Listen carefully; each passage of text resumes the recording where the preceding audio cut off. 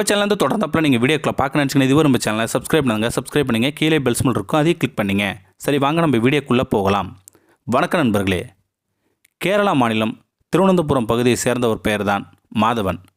அவர் ஒரு லாரி ஓட்டுநராக கிட்டத்தட்ட 15 வருஷமாக வேலை செஞ்சுக்கிட்டு இருக்கார். மகளுக்கெல்லாம் திருமணம் செஞ்சு கொடுத்துட்டாரு. இவரும் தனியாக தான் வாழ்ந்துக்கிட்டு இருக்கார். தன்னுடைய ஒரே ஒரு மகனுக்காக இப்போவும் அயராத உழைச்சிக்கிட்டு இருக்கார். மகனும் ஒரு வேலையில் தான் இருக்கார். படித்து முடிச்சுட்டு ஆனாலும் தான் சொந்த உழைப்பை விடக்கூடாதுன்னு சொல்லிட்டு சொந்தமாக ஒரு லாரியை வச்சு எல்லாம் ஆல் இந்தியா ஓவர் பர்மிட் வாங்கி எல்லா ஸ்டேட்டுக்கும் போயிட்டு வருவார். இதே தான் அவருடைய வேலையே. ஒரு நாள் லோடு எடுத்துக்கிட்டு நம்ம தமிழ்நாட்டுக்கு வரலாம்னு அப்படின்னு சொல்லிட்டு வராரு. பாலக்கடையை கிராஸ் பண்ணார். பாலக்கடையை கிராஸ் பண்ணும்போது நள்ளிரவு ஒரு 11 மணிக்கு மேலே 12 மணிக்குள்ளே இருக்கும். அந்த நேரத்தில் சிறுநீர் கழிக்கலாம், சிறுநீர் வர மாதிரி இருக்குன்னு சொல்லிட்டு லாரியை ஒரு ஓரங்கட்டி சிறுநீர் கழிக்கிறதுக்காக கீழே இறங்குறாரு அந்த மாதவன். அப்போ இறங்கும்போது எதிர்த்தாப்பில் ஒரு லைட்டிங் தெரியுது. அந்த லைட்டிங் பிளிங்க் ஆகிக்கிட்டே இருக்கும்போது பார்த்தா கார் ரிப்பேராக நிற்கிது. அதுக்கு பக்கத்துலேயே 2 பொண்ணுங்க சைடில் நின்றுக்கிட்டு தவிச்சுக்கிட்டு இருக்காங்க. இந்த சைடில் ஏதாவது லாரி கீரி வந்துச்சுனாலோ இல்லை ஆட்டோக்கிட்ட ஏதாச்சும் வந்துச்சுனாலோ அப்படி இல்லாட்டி கார் கீரி ஏதாவது வந்துச்சுனாலோ வழிமறித்து போகணும். இந்த இடத்துல இந்த நேரத்தில் நிற்கக்கூடாதுன்னு சொல்லிட்டு அதுவும் பயத்தோடு நின்றுக்கிட்டு இருக்காங்க அந்த 2 பொண்ணுங்களும். இந்த சமயத்தில் இந்த மாதவன் என்ன பண்ணார்னா, என்னாச்சுமா, எதுக்காக இந்த ஓரமாக நிற்கிறீங்க? கார் ரிப்பேர் மாதிரி தெரியுது, ஏதாவது ஹெல்ப் வேணுமா அப்படின்னு சொல்லி கேட்குறாங்க அந்த மாதவன். அப்படி கேட்கும்போது இவங்க 2 பேருமே மௌனமாக இருக்காங்க. உடனே இவர் புரிஞ்சுக்கிட்டாரு, நம்மளை பார்த்துட்டு இந்த 2 பொண்ணுங்குமே இவங்க பயப்படுறாங்களாட்டுக்கு. அதனால் நம்ம இன்னும் கொஞ்சம் கேஷுவலாக பேசி பார்க்கணும். அம்மா, என்னை பார்த்து எல்லாம் பயப்படாதீங்கம்மா, நான் அந்த அளவுக்கு எல்லாம் ஒர்த்து இல்லைம்மா அப்படின்னு சொல்கிறாரு அந்த மாதவன். சரி, என்னாச்சுமா? கார் ரிப்பேர் தானே? இன்னும் ஒரு 3 கிலோமீட்டர் இங்கேருந்து போனால் அங்கே ஒரு மெக்கானிக் ஷாப்பு இருக்குது. அங்கே போனால் உங்களோட காரை சரி பண்ணி கொடுத்துருவாங்க.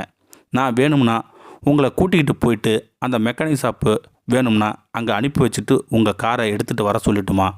என் கூட வரீங்களா அப்படின்னு சொல்லி அந்த மாதவன் கேட்கும்போது அந்த டிரைவர் பார்த்த உடனே இவங்களுக்கு இந்த 2 பொண்ணுங்களுக்குமே பயமாக இருக்குது.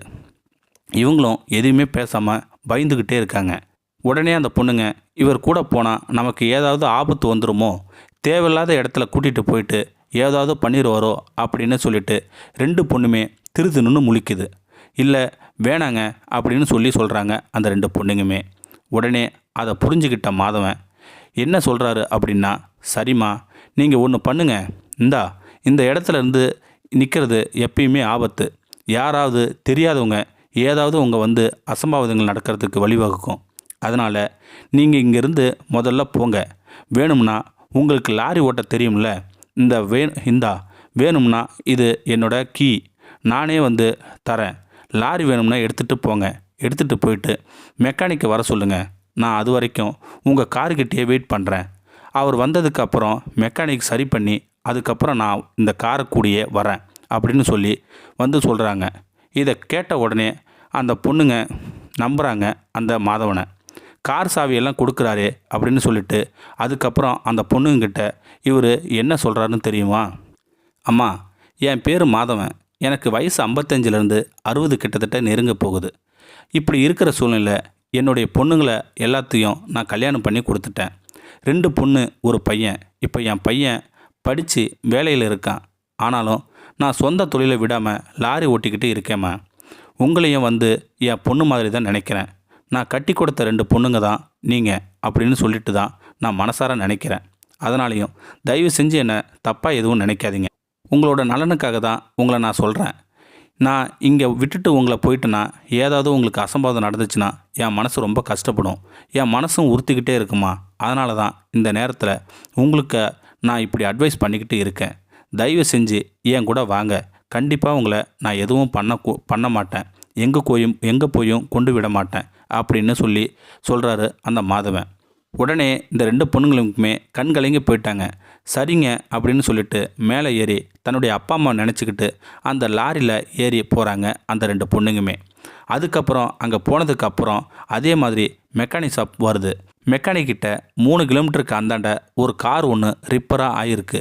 அந்த கார் செவேடு இது, கொஞ்சம் ரிப்பேர் பண்ணி எடுத்துகிட்டு வாங்க அப்படின்னு சொல்லி கூடவே இருந்து அந்த கார் ரிப்பேர் பண்ணி வந்ததுக்கப்புறம் அந்த காருக்கான ரிப்பேருக்கான காசையும் அவங்கக்கிட்ட இருந்து அவங்க வாங்கி கொடுத்துட்டு அதுக்கப்புறம் அந்த பொண்ணுங்களை அங்கேருந்து காரில் டிரைவ் பண்ண சொல்லி அனுப்பி வச்சு விடுறாரு அந்த மாதவன். இதுக்கப்புறம் அந்த டிரைவரு ஏறி அங்கேருந்து வராரு. இதிலிருந்து நீங்கள் என்ன தெரிஞ்சுக்கிட்டீங்கன்னா, மாதவன்கிட்ட அதிகமாக மனிதாபிமானம் அதிகமாகவே இருக்குது. இந்த சம்பவத்தின் மூலமாகவே நீங்களும் வழியில் யாராவது தெரியாத இடத்துல தெரியாத நேரத்தில் உதவி பண்ணுங்கன்னு சொல்லி கேட்கும்போது கண்டிப்பாக நீங்கள் செஞ்சீங்க அப்படின்னா அந்த உதவி உங்களுக்கு பிற்காலத்தில் எப்படி வேண்டும்னாலும் உதவி வரலாம். இந்த வீடியோ பிடிச்சிருந்தால் லைக் பண்ணுங்கள், ஷேர் பண்ணுங்கள், கமெண்ட் பண்ணுங்கள். கூடயே நம்மளோட சேனலை சப்ஸ்கிரைப் பண்ணுங்கள். கீழே பெல் சிம்பல் இருக்கும், அதையும் கிளிக் பண்ணுங்கள். தேங்க்யூ ஃபார் வாட்சிங்.